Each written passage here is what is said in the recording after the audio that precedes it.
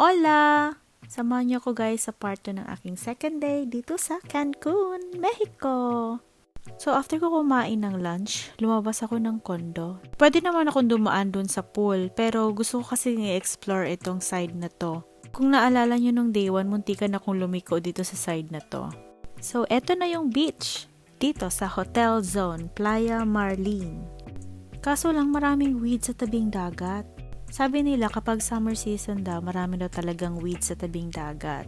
So, dapat pumunta kayo dyan ng winter, spring, at autumn. So, for today's ganap, hindi muna ako kumuha ng excursion. Kasi gusto ko muna magpahinga. Pagod na pagod ako last night eh. Dapat chill-chill lang muna sa second day.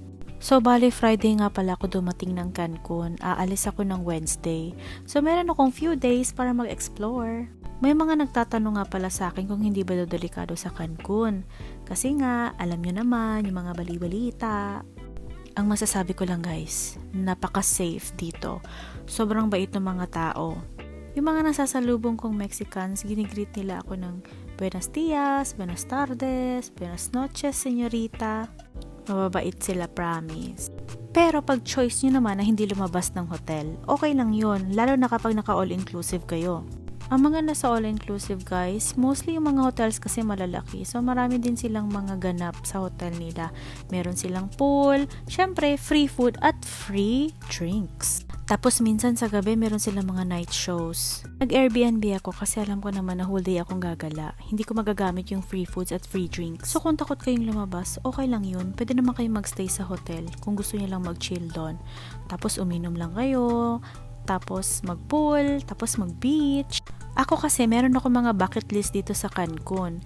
Kaya gusto kong mag-explore simula bukas. Tourist spot po yung Cancun, so I doubt na delikado dito. Salamat pala kay Ali na napadaan para kunan yung video na to.